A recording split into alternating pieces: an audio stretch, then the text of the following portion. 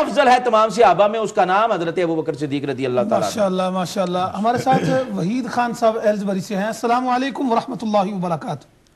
وعلیکم السلام ورحمۃ اللہ وبرکاتہ۔ علامہ ساجد حسین بخاری صاحب، سب سے پہلے میرے طرف سے آپ کو اور تمام پینل کے عظیم ترین علماء کو بہت بہت معتبر سلام۔ جی وعلیکم السلام۔ ماشاءاللہ بڑے عظیم پیارے خوبصورت اور شاندار پروگرام چل رہا ہے۔ شکر الحمدللہ کہ مجھ جیسے گنہگار کو اس مقدس اور اہم موضوع پر سوالات پوچھنا اور تھوڑا سا علم سیکھنے کا موقع ملتا ہے۔ شکر الحمدللہ رب العالمین۔ میرا سوال اس موضوع خلافت سے لے کر روضۃ الرسول تک کے متعلق بہت سیدھا ہے لیکن مشکل، اور یہ میرے خیال میں امت چینل کے 3 سالوں میں کے ٹرانسمیشن میں، حالانکہ پورے یو کے Europe western T V Islamic transmission کے 15 سالوں میں سے وہ وقت آ گیا کیونکہ اتنے ماشاءاللہ بڑے علماء کو اکٹھے ہونے کی اس عظیم موضوع پر دوبارہ شاید موقع نہ ملے۔ سوال میرے 2 تھے لیکن ایک پوچھوں گا، دوسرا قرآن اکٹھے ہونے پر اگر موقع مل جائے کل انشاءاللہ پوچھوں گا، اتنا زیادہ وقت نہیں لوں گا چاہتا ہوں آپ کے۔ سوال بہت سمپل لیکن بہت مشکل، اس پر قرآن اور صحیح الحدیث کے روشنی میں گفتگو کرنا۔ اتنا شاندار پروگرام اگر ہمارے اہل سنت والجماعت کے علماء کے ساتھ کئی شیعہ علماء تھے جو کہ امن سے ایک دوسرے کے حدیث سن کر تھوڑا سا کنفیوژن کم کریں، ہمارے اہل سنت والجماعت کے اور ہمارے شیعہ بھائی بہنوں کے اہل تشدد کے جو پورے لکھے ہوئے حدیث ہے وہ زیادہ تر واقعہ کربلا کے بعد مکمل لکھے ہوئے، خاص تر ہر زمانے میں شیطان ہوتے ہیں، چاہے وہ عبداللہ بن صابہ ہو یا کوئی اور ہو جو اسلام پہلے جڑ سے تقسیم کرنا چاہتے تھے۔ بہت سے حدیث ہے جو انڈائریکٹلی ابو بکر رضی اللہ عنہ کو پہلے خلافت کا درجہ دیتا ہے، لیکن اور یہ سوال ہے اس میں کیا حکمت وجوہات اسباب ہو سکتے ہیں کہ آپ صلی اللہ علیہ وآلہ وسلم نے علم غیب کو مد نظر رکھتے ہوئے مثلا فتح مکہ کے بعد،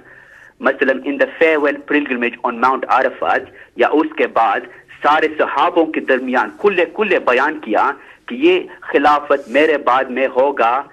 یا خلافت کو اس طرح کو چننا ہوگا، یا خاص طر ڈائریکٹلی نام سے پکارا کہ یہ ہوگا میرے بعد خلافہ،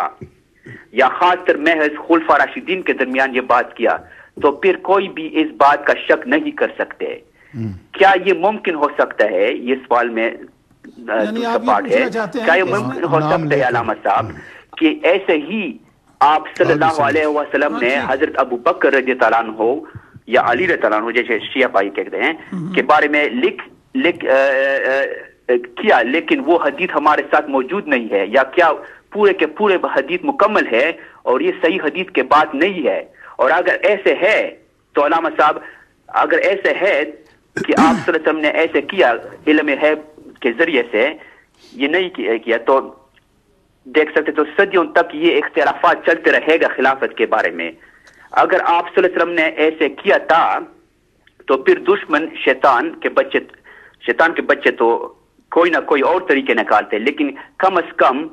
کوئی تو اپنے پہلے خلفاء راشدین کو ہمارے صدیق رضی اللہ تعالیٰ عنہ کے بارے میں کوئی ایک دوسرے کے خلاف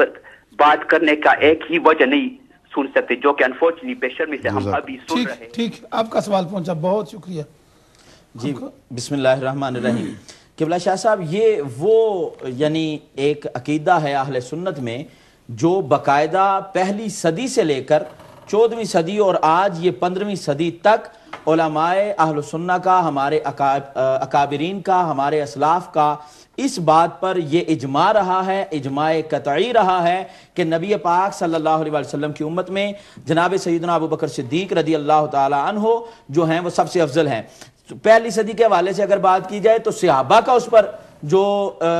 اجماع ہے وہی دلیل ہے سب سے بڑی، یہ اس حدیث مبارکہ جو میں نے ابھی پیش کی اور اس کے علاوہ دیگر جو حدیث مبارکہ پیش کی ہیں۔ اور اس کے علاوہ دوسری صدی میں امام اعظم ابو حنیفہ رحمۃ اللہ تعالی علیہ اپنی کتاب فقہ اکبر کے صفحہ نمبر 4 پر وہ فرماتے ہیں کہ اس امت میں جو سب سے افضل ہے اس کا نام حضرت ابوبکر صدیق ہے۔ اور دوسری صدی میں ہی امام مالک جو ہیں، آپ بھی اپنی موطا میں امام محمد کے صفحہ نمبر 395 پر آپ اس بات کو لو کنت متخذا خلیلا اس حدیث مبارکہ کی روشنی میں آپ فرماتے ہیں نیز افضلیت شیخین کو قطعی قرار دیتے ہوئے آپ فرماتے ہیں کیا اس میں بھی کوئی شک ہے؟ یعنی سوال اٹھا رہے ہیں، فرماتے ہیں کہ اس پر کوئی سوچنے والا بھی سوچ کیسے سکتا ہے کہ نبی پاک صلی اللہ علیہ وسلم کی اتنی احادیث صحیحہ اور تواتر کے ساتھ موجود ہیں کہ اس میں کسی قسم کی شک کی گنجائش نہیں ہے۔ اس کو مزید مختصر کرتے ہوئے امام شافعی رحمت اللہ تعالی علیہ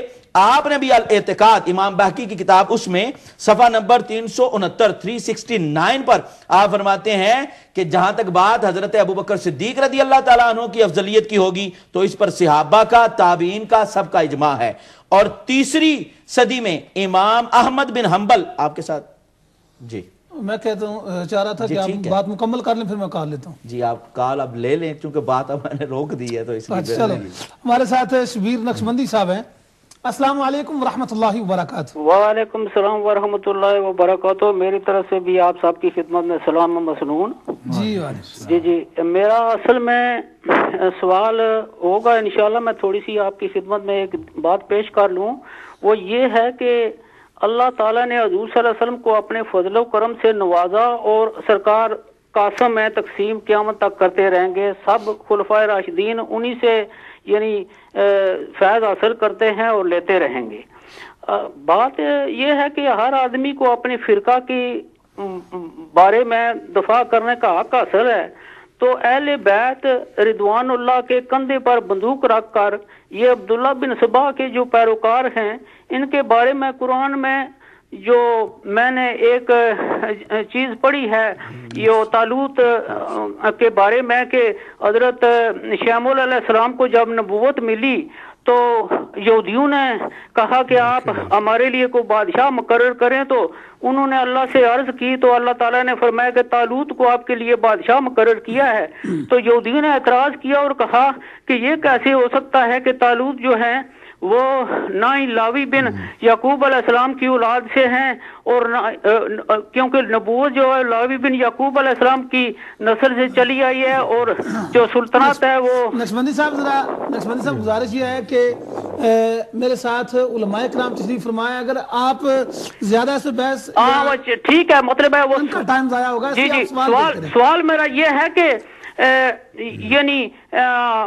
افتؤمنون ببعض الکتاب وتکفرون ببعض، قرآن کے ایک حرف کا بھی انکار کرنے والا جو ہے وہ کافر ہو جاتا ہے، تو یہ بعض چیزوں جی ہاں ٹھیک ہے آپ کی بات پہنچی، پیغام پہنچا، بہت شکریہ۔ جی قبلہ شاہ صاحب بسم اللہ الرحمن الرحیم، میں عرض یہ کر رہا تھا، میں نے آپ کے سامنے پہلی، دوسری اور تیسری جو صدی ہے اس میں امام احمد بن حنبل علیہ رحمہ آپ کے حوالے سے انہوں نے کتاب السنہ میں صفحہ نمبر 607 پر اس کو نقل کیا ہے۔ میں جلدی سے صرف اب کتابوں کے ہر صدی میں ہمارے جو مجددین گزرے ہیں، ہمارے جو اسلاف گزرے ہیں، صرف ان کے حوالے یہ دینا چاہتا ہوں، بات سب نے ایک ہی کی ہے اس اجماع پر۔ تو تیسری صدی میں امام احمد بن حنبل نے اپنی کتاب السنہ میں صفحہ نمبر 607 پر، اور امام بخاری نے تو باقاعدہ فضلو ابی بکری بعد النبی صلی اللہ علیہ وسلم اس کا باب بخاری شریف میں باندھا ہے، اور سیاہ ستہ کے تمام جو مصنفین ہیں وہ اس مسئلے پر کثرت سے احادیث لے کر آئے ہیں۔ اور چوتھی صدی میں امام طحاوی نے عقیدہ طحاویہ کے صفحہ نمبر 12 پر، اور امام طبرانی نے المعجم الکبیر میں حدیث نمبر 783 میں، اور اوسط میں حدیث نمبر 1692 میں، اور اسی طرح 5ویں صدی میں امام بہقی نے کتاب الاعتقاد کے صفحہ نمبر 369 پر، امام شافعی نے بھی اس پر جو کے حوالے سے جو اجماع نقل کیا ہے، اور امام غزالی نے احیاء العلوم میں صفحہ 119 پر اس کی تصریح کی ہے۔ 6ٹی صدی میں حضور غوث اعظم سرکار نے اس کو نقل کیا ہے، اس پر جو ہے وہ باقاعدہ یہی عقیدہ بیان کیا حضرت ابوبکر صدیق کے بارے میں۔ 7ویں صدی میں شیخ اکبر محی الدین ابن عربی نے اس کو بیان کیا، اور امام قرطبی نے تفسیر قرطبی کی جلد نمبر 17 صفحہ 206 پر، اور 8ویں صدی میں امام ذہبی نے کتاب الکبائر کے صفحہ نمبر 236 پر، اور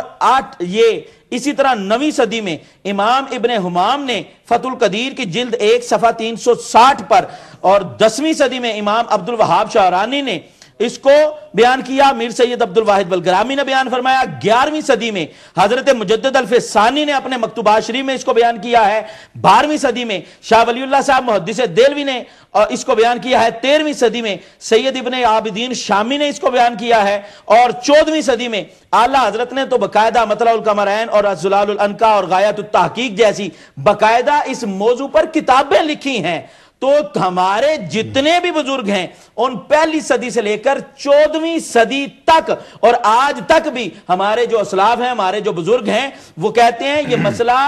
ظنی نہیں ہے بلکہ یہ اس پر اہل سنت کا صحابہ کا چونکہ اجماع ہے۔ جب صحابہ کا اجماع منعقد ہو گیا ہے تو صحابہ کا اجماع اور اجماع قطعی منعقد ہوا ہے، تو اہل سنت کے تمام جو ہمارے مفسرین ہوں، ائمہ ہوں یا ہمارے محدثین ہوں، وہ اس بات پر یہ بیان کرتے ہیں کہ اہل سنت کا اجماع ہے کہ انبیاء اور مرسلین کے بعد جو ہستی سب سے افضل ہے اس کا نام ابو بکر ہے، پھر حضرت عمر، پھر حضرت عثمان اور پھر حضرت علی۔ ماشاءاللہ ناظرین، آپ نے ایک بھرپور جواب سنا افضلیت سیدنا صدیق اکبر رضی اللہ تعالیٰ عنہ کے حوالے سے۔ ابھی ہمارے ساتھ ہمارے ریگولر کالر ہیں ایم خان صاحب۔ السلام علیکم ورحمۃ اللہ۔ السلام علیکم ورحمۃ اللہ وبرکاتہ۔ خان صاحب میں گزارش یہ کروں گا کہ آپ نہ صرف سوال کریں آج پلیز، کیونکہ ٹائم بہت تھوڑا ہے۔ اور شاہ صاحب آج بالکل سوال کو نہیں، مناظر اعظم کے سامنے سوال نہیں بلکہ ان سب باتیں کہہ دی ہیں۔ میں صرف ایک بات کہنا چاہتا ہوں، وہ یہ کہ جو رات کا پروگرام تھا وہ بھی آج کا بھی اس کو ریپیٹ کیا جائے تاکہ قوم کو کچھ معلومات حاصل ہو سکے دن کے وقت، کیونکہ لوگ دیکھ نہیں سکتے۔ تو یہ خصوصی آپ سے التجا ہے، کیونکہ یہ رات کا پروگرام خاص کر کے اور آج کا انشاءاللہ یہ ایسا ہے کہ قوم کو اس کا بینیفٹ مل سکے۔ شکریہ، بہت شکریہ خان صاحب، بہت شکریہ، ماشاءاللہ۔ علامہ صاحب میں آپ کی خدمت میں گزارش کرنا چاہوں گا، یہ ملک بدر صاحب کا سوال تھا برمنگھم سے، اور وہ آپ نے بھی سنا ہے۔ جی جی، حضرت امام زین العابدین کے حوالے سے اور حضرت امام باقر کے حوالے سے وہ بات کر رہے تھے۔ اور ناظرین یہ نوٹ فرما لیں کہ ابھی ہمارے پروگرام میں ٹیلی فون لائن جو ہیں وہ کلوز ہو چکی ہیں، اور میرا خیال ہے آخری کالر کو معذرت کر لو، ٹائم تھوڑا ہے۔ علامہ فراشفی صاحب سے ہم بات سنیں گے، اور آخری کالر سے میں بھی معذرت چاہتا ہوں، ہمارے کنٹرول روم میں بھی جو لوگ ہیں وہ معذرت چاہیں گے۔ حضرت آپ سب سے پہلے میں اگر اجازت ہو تو تھوڑا سا اجماع اور جمہور کی